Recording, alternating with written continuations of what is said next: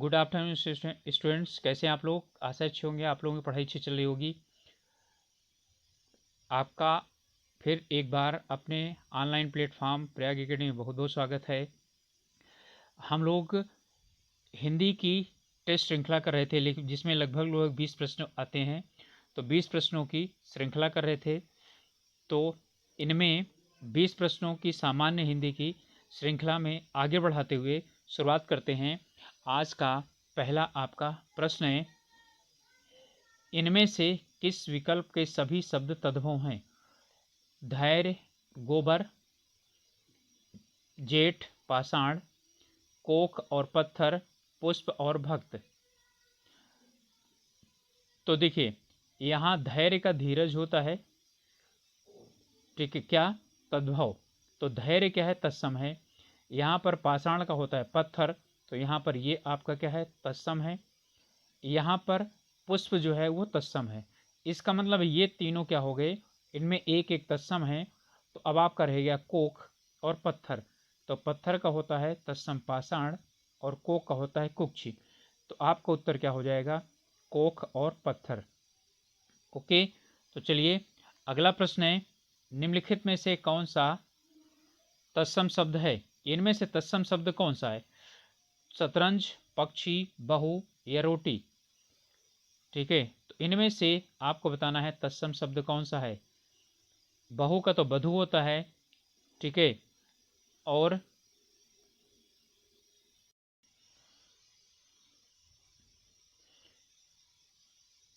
तो इसमें है आपका तत्सम शब्द हो जाएगा पक्षी। ठीक है, पक्षी जो है ये पंख से उड़ने वाले को क्या कहा जाता है, पक्षी कहा जाता है। अगला है, निम्नलिखित में से देशज शब्द, इनमें देशज शब्द कौन सा है? गोदाम, तेंदुआ, यमुना या बकरा। देशज शब्द की बात कर रहा है, तो देशज शब्द कौन सा है? तेंदुआ है। ठीक है, ये आपका तेंदुआ हो जाएगा देशज शब्द। अगला है, किस विकल्प में शब्द समूह शब्द युग्म का अर्थ भेद सही नहीं है? उभय और अभय, निर्भीक और दोनों, अभय और उभय, निर्भीक और दोनों, इतर और इत्र, अन्य सुगंधित द्रव, कांति क्लांति थकावट चमक, और कपिस और कपीस, मटमैला और हनुमान। ठीक है, तो अब इसमें बताइए कौन सा सही सुमेलित नहीं है। देखिए, उभय सॉरी अभय का मतलब निर्भीक होता है, उभय का मतलब दोनों होता है, बिल्कुल सही है। इतर का मतलब दूसरा होता है, और इत्र का मतलब सुगंधित द्रव होता है। कांति का मतलब होता है चमक, और क्लांति का मतलब होता है थकावट। तो यहाँ पलट दिया है, इसका मतलब है कि यही क्या हो जाएगा, आपका उत्तर हो जाएगा। तो यही गलत सुमेलित है। कपिस और कपीस, कपिस का मतलब होता है मटमैला, और कपीस का मतलब होता है हनुमान। अगला प्रश्न है, वाक्यांश के लिए। ठीक है, इनमें कह रहा है कि कौन सा एक विकल्प युग में से सही नहीं है? मेघ और मेघ, मेध, रुख और रूख, और रेचक और रोचक, अजर और अजिर। ठीक है, तो चलिए, मेघ का मतलब बादल होता है, मेध का मतलब आज्ञा, ठीक है, यानी मेधावी इसी से बना हुआ है। और रुख, रुख का मतलब होता है तरफ, और रूख का मतलब होता है पेड़। ठीक है, तो आपको तो यही मिल गया। और आगे देख लीजिए, रेचक और रोचक। तो रेचक का मतलब होता है स्थावर, यानी कि जो क्या रहे, हमेशा स्थिर रहे। रोचक का मतलब होता है दिलचस्प। अजर का मतलब जो बूढ़ा ना हो, अजीर का मतलब होता है आंगन। तो आपका उत्तर हो जाएगा रुख और रूख, ये तरफ और पेड़, इसे इन्होंने अलग अलग कर दिया है।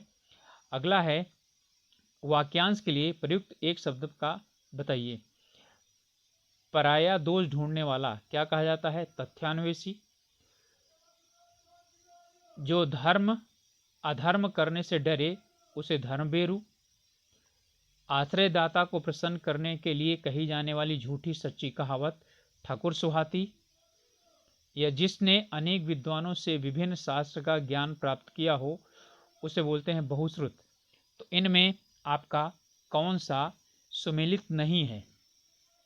ठीक है, तो बताइए, पराया दोष ढूंढने वाले को क्या बोलते हैं? तथ्यान्वेषी। इनमें से कौन सा सही है, सॉरी गलत है? तो इसमें से गलत कौन सा है? पराया दोष ढूंढने वाला वो छिंद्रान्वेषी होता है, तथ्यान्वेषी नहीं होता। बाकी और सब सही हैं। यहाँ छिंद्रान्वेषी अधर्म से डरे धर्म भीरु, यानी कि धर्म जो है पर जो चलता हो, आश्रयदाता को यानी कि किसी के सामने उसकी यानी कि झूठी सच्ची बातें कहना ठाकुर सुहाती, अनेक विद्वानों से जिसने शास्त्र ज्ञान किया हो उसे क्या बोलते हैं? बहुश्रुत। ओके, अगला प्रश्न है, किस विकल्प में सभी शब्द संप्रदान तत्पुरुष समास से उदाहरण है? पूजा घर, यश प्राप्त, घोड़ा गाड़ी, दान पेटी, सत्याग्रह, राह खर्च और मुंह बोला और रसोई घर। संप्रदान, संप्रदान का मतलब क्या होता है? के लिए। तो पूजा घर और यश प्राप्त, पूजा के लिए घर, यश को प्राप्त, तो ये अलग हो गया। घोड़ा की गाड़ी, ठीक है, तो कौन सा हो गया? संबंध हो गया, संप्रदान नहीं। दान के लिए पेटी, सत्य के लिए आग्रह, राह के लिए खर्च, मुंह द्वारा बोला या मुंह से बोला और रसोई के लिए घर। तो यहाँ पर सत्य के लिए आग्रह और राह के लिए खर्च, ये दोनों क्या हो जाएंगे? ये संप्रदान हो जाएंगे। तो आपका उत्तर हो जाएगा सी। समझ में आ गया होगा, सत्य के लिए आग्रह, राह के लिए खर्च, ठीक है, ये क्या हो गया? संप्रदान तत्पुरुष समास का उदाहरण है।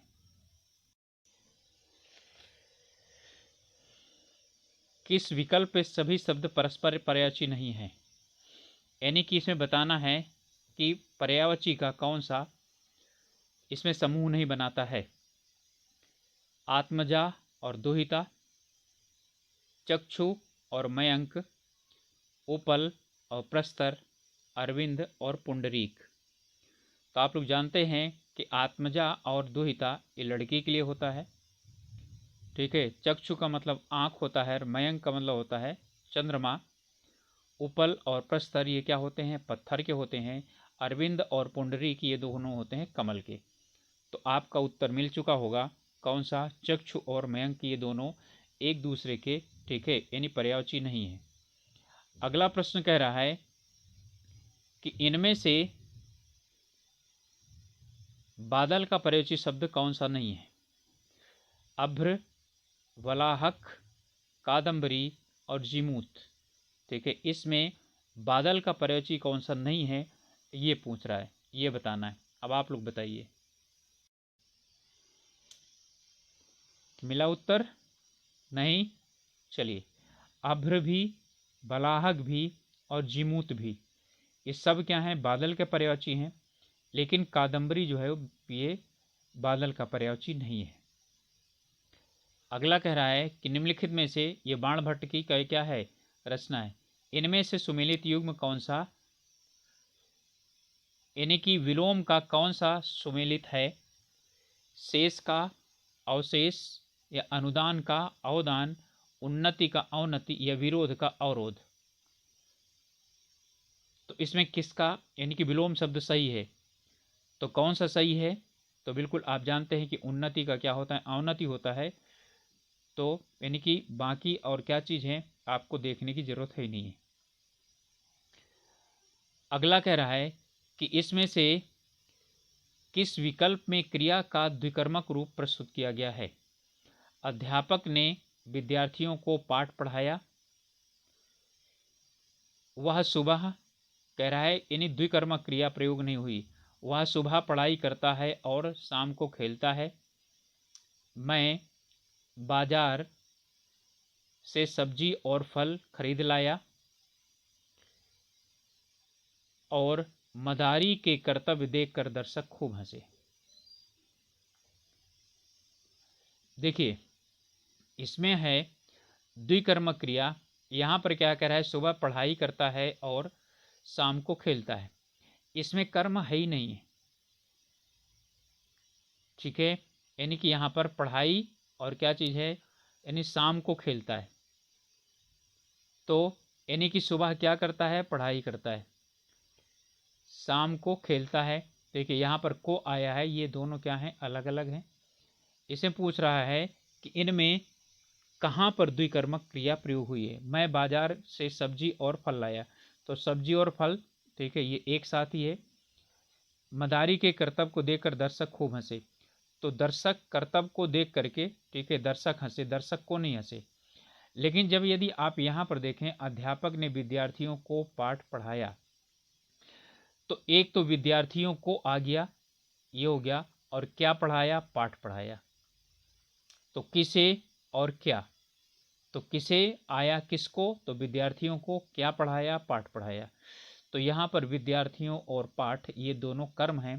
तो यहाँ पर जो इन्हीं द्विकर्मक क्रिया है वो यहीं पर है, ठीक है। जो पढ़ाया वो क्या है, द्विकर्मक है। अगला है, कह रहा है कौन सा बहुवचन शब्द में प्रयोग, ठीक है, कौन सा शब्द बहुवचन में प्रयुक्त नहीं होता है। तो इसमें एक ऐसा है जो एक वचन के रूप में प्रयोग होता है, बाकी तीन जो है वो बहुवचन के रूप में प्रयोग होते हैं। दुनिया, अनेक, आप और तेवर, ठीक है। तो जो दुनिया है, अनेक है, और तेवर है, और आप है, इनमें चारों में से आपको निकालना है कौन सा एक वचन में प्रयोग होता है। तो दुनिया एक वचन में प्रयोग होती है, ठीक है।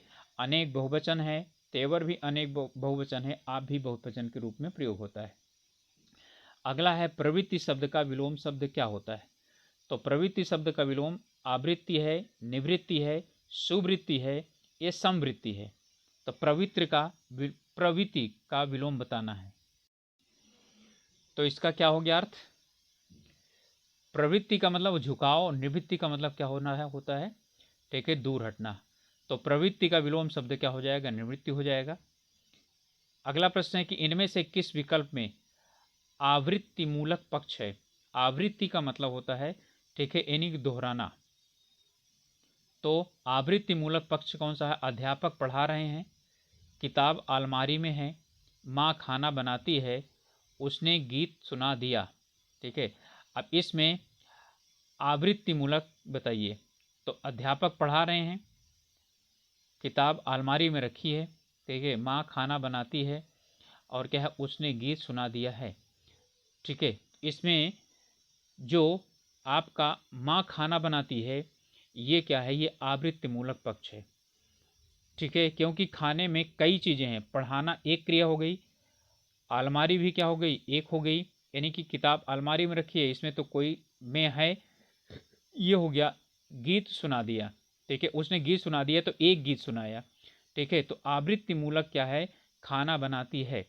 तो यहाँ पर क्या हो जाए, खाना लगातार, यानी कि बनाने का जो है वो, यानी कि उसमें, और खाने में कई चीज़ें होती हैं, तो खाने में सिर्फ ये नहीं है कि यानी कि एक ही चीज़ कोई हो। तो यहाँ पर क्या है, खाना बनाती है, ये आवृत्ति मूलक है। आवृत्ति मूलक का मतलब होता है दोहराने के लिए। ओके, चलिए अगला प्रश्न है, आप उधर बैठिए में वृत्ति क्या है, निश्चयार्थक वृत्ति है, आज्ञार्थक वृत्ति है, संकेतार्थक वृत्ति है, या संभावनार्थ वृत्ति है, ठीक है। वृत्ति का मतलब होता है कि यानी कि वाक्य। तो आप उधर बैठिए, तो निश्चयार्थक है, आज्ञार्थक है, संकेतार्थक है, या संभावनार्थक है। तो संभावनार्थक नहीं है और निश्चयार्थक भी नहीं है, दोनों में से बताइए, आज्ञार्थक है या संकेतार्थक है, इन दोनों में से बताइए कौन सा है। तो अब तक तो समझ में आ गया होगा।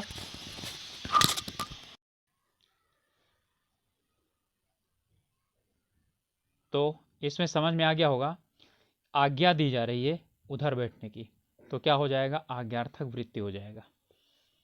तो इसमें जो वृत्ति है वो क्या है, आज्ञार्थक वृत्ति है। अगला प्रश्न है, किस विकल्प में समुश्रुत भिन्नार्थक शब्द युग्म का अर्थ भेद सुमिलित नहीं है। यानी कि समश्रुत भिन्नार्थक शब्द का अर्थ बता रहा है, ठीक है, किन में अलग अलग यानी कि है, सुमेलित नहीं है का मतलब है कि इसमें अलग अलग है। तो चलिए, दसन और दर्शन, दांत और अवलोकन, प्रणय और परिणय, प्रणय प्रेम और परिणय का मतलब विवाह, सूति और सूती, ठीक है, सूति प्रसव सूत, और प्रसव सूति का मतलब प्रसव, सूती का मतलब होता है सूत का बना हुआ कपड़ा, निर्झर और निर्जर, निर्झर का मतलब देवता और निर्जर का मतलब झरना, ठीक है। देखिए, निर्जर का मतलब होता है जिसे जर, जर का मतलब है, ठीक है, बुढ़ापन आए, तो ये देवता होता है, और निर्झर का मतलब होता है जो झरना, झरना का तत्सम शब्द होता है निर्झर। तो अब कौन सा हो जाएगा आपका, ये सभी एक यानी कि सुमेलित हैं, यही वाला क्या है, सुमेलित नहीं है। अगला प्रश्न है,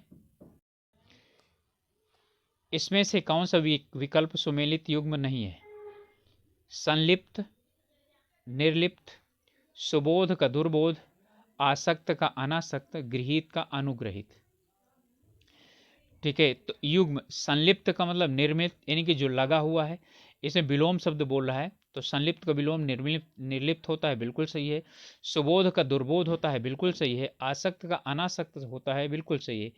लेकिन गृहीत का अनुग्रहित नहीं होता, ठीक है। गृहीत का क्या होता है, त्याज्य, ठीक है। तो आपका उत्तर क्या हो जाएगा, डी हो जाएगा। अगला प्रश्न है,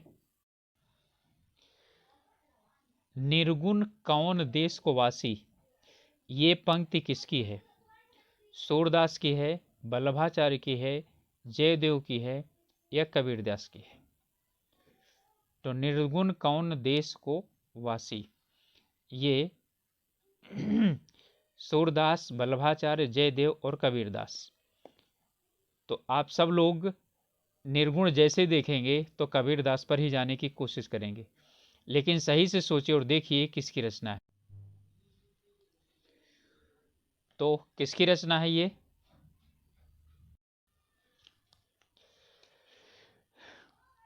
तो आप लोग यदि सोच रहे हैं कि इसके कौन है, कबीरदास हैं, तो बिल्कुल गलत सोच रहे हैं। ये सूरदास की रचना है, ये भ्रमर गीत में, कि निर्गुण कौन देश को वासी, ठीक है। वो गोपियां जो है ना, वो उद्धव को बोलते हैं कि यानी कि कौन, यानी कि निर्गुण जो है वो किस देश में बसता है, कहाँ रहता है, तो ये सूरदास की रचना है।